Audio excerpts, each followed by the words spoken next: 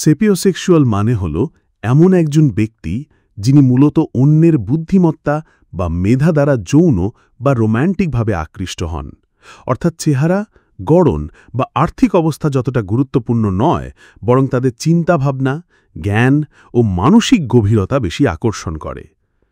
সেপিওসেক্সুয়ালের মূল বৈশিষ্ট্য: ১. বুদ্ধিমত্তার প্রতি আকর্ষণ, কারো জ্ঞান, বিশ্লেষণ ক্ষমতা, যুক্তি ও কথোপকথনের ধরন তাদের কাছে সবচেয়ে আকর্ষণীয়। ২. গভীর আলোচনা পছন্দ, ছোটখাটো গল্পের চেয়ে তারা দার্শনিক, বিজ্ঞান, সাহিত্য, রাজনীতি বা জীবনের গভীর বিষয় নিয়ে কথা বলতে বেশি পছন্দ করেন। ৩. মানসিক সংযোগ আগে, চেহারার সৌন্দর্যের আগে মানসিক বা ইন্টেলেকচুয়াল সংযোগ গড়ে উঠলেই তবেই তারা আকৃষ্ট হন। ৪. কৌতূহলী স্বভাব, যারা নতুন কিছু শিখতে আগ্রহী, জ্ঞান নিয়ে উৎসাহী, তাদেরকে সেপিওসেক্সুয়ালরা বেশি পছন্দ করে। ৫.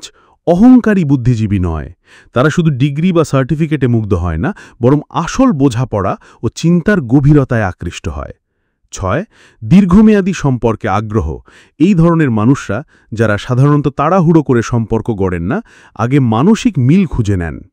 পিনহেড: সংক্ষেপে, সেপিওসেক্সুয়ালরা মস্তিষ্ক ও মন দিয়ে ভালোবাসে, শুধু চোখ দিয়ে নয়। আপনি সেপিওসেক্সুয়াল কিনা তা বোঝার জন্য 10টি প্রশ্নের একটি ছোট্ট টেস্ট করে দিলাম। ঠিক আছে, আমি তাহলে সেপিওসেক্সুয়াল ব্যাপারটা আরও বিস্তারিতভাবে বুঝিয়ে দিচ্ছি, যাতে আপনি টেস্টের ফলাফল বুঝতে সুবিধা পান। সেপিওসেক্সুয়াল কারা? সেপিওসেক্সুয়াল শব্দটি এসেছে ল্যাটিন শব্দ সেপিয়েন, অর্থাৎ বুদ্ধিমান, এবং সেক্সুয়াল থেকে। এটি এমন এক ধরনের আকর্ষণ যেখানে শারীরিক সৌন্দর্যের চেয়ে বুদ্ধিমত্তা, জ্ঞান, চিন্তাশক্তি ও গভীর আলাপচারিতায় যৌন বা রোম্যান্টিক টান বেশি হয়। সেপিওসেক্সুয়ালের মূল বৈশিষ্ট্য: ১.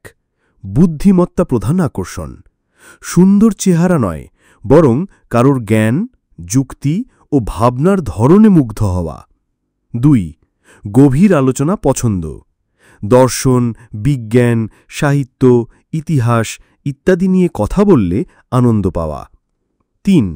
মানসিক যোগাযোগ জরুরি, শারীরিক সম্পর্ক বা রোম্যান্সের আগে মন মানসিকতা মিল থাকা প্রয়োজন মনে করা। ৪. শেখার আগ্রহ, নতুন কিছু শেখা, কৌতূহলী মন, সৃজনশীলতা এগুলোকে আকর্ষণীয় মনে করা। ৫. বুদ্ধিদীপ্ত রসবোধের টান, শুধু হাস্যরস নয়, বরং তাতে যুক্তি বা বুদ্ধিমত্তা থাকলে সেটি বেশি প্রভাবিত করে। ৬. বাহ্যিক সৌন্দর্যের সীমাবদ্ধতা, কেউ দেখতে সুন্দর হলেও যদি চিন্তাধারা খুব সাধারণ বা গভীর না হয়, তাহলে আকর্ষণ হারিয়ে ফেলা।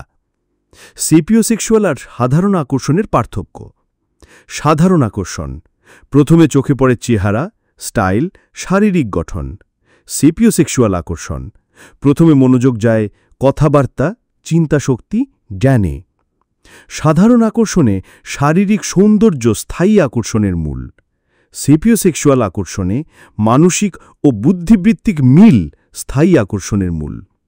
সাধারণ আকর্ষণে রোম্যান্সে বাহ্যিক রূপের প্রভাব বেশি, সেপিওসেক্সুয়াল আকর্ষণে গভীর আলোচনা ও আইডিয়ার প্রভাব বেশি। কেন টেস্ট করা হয়? অনেকে বুঝতে পারেন না যে তারা আসলে কোন ধরনের আকর্ষণে বেশি প্রভাবিত হন।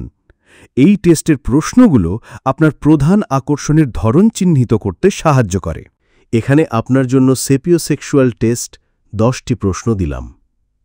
প্রতিটি প্রশ্নের উত্তরে হ্যাঁ, না বা কখনো কখনো বলুন। ১. কারো চেহারার চেয়ে তার কথাবার্তা ও চিন্তাভাবনায় বেশি আকৃষ্ট হন কি? ২. গভীর আলোচনা করলে বেশি উত্তেজনা বা আনন্দ পান কি? ৩. প্রথম দেখাতেই সৌন্দর্যে মুগ্ধ হওয়ার বদলে সময় নিয়ে কারো বুদ্ধিমত্তা জানতে চান কি? ৪. ফ্লার্ট করার চেয়ে বিতর্ক বা জ্ঞান ভাগাভাগি বেশি উপভোগ করেন কি? ৫. অন্যের পড়াশোনা বা জ্ঞানচর্চা আপনার কাছে বিশেষ আকর্ষণীয় কি? ৬. বাহ্যিক সৌন্দর্য থাকলেও যদি চিন্তাধারা খুব সাধারণ হয়, তাহলে আকর্ষণ কমে যায় কি? ৭. সম্পর্কের আগে মানসিক সংযোগ তৈরি হওয়া জরুরি মনে করেন কি? ৮. কারো কৌতূহল, শেখার আগ্রহ বা সৃজনশীলতা আপনাকে মুগ্ধ করে কি? 9. বই পড়া, নতুন কিছু শেখা বা মেধাবী আলোচনা আপনাকে রোমান্টিকভাবে টানে কি?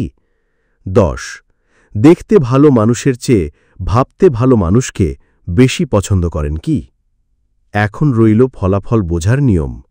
যদি 7 বা তার বেশি প্রশ্নে হ্যাঁ হয়, তাহলে আপনি সম্ভবত সেপিওসেক্সুয়াল। যদি 4 থেকে 6 প্রশ্নে হ্যাঁ হয়, তাহলে আপনার মধ্যে সেপিওসেক্সুয়াল প্রবণতা আছে, তবে মিশ্র ধরনের আকর্ষণও থাকতে পারে। যদি 3 বা তার কম হ্যাঁ হয়, তাহলে আপনি মূলত অন্য ধরনের আকর্ষণে বেশি প্রভাবিত হন।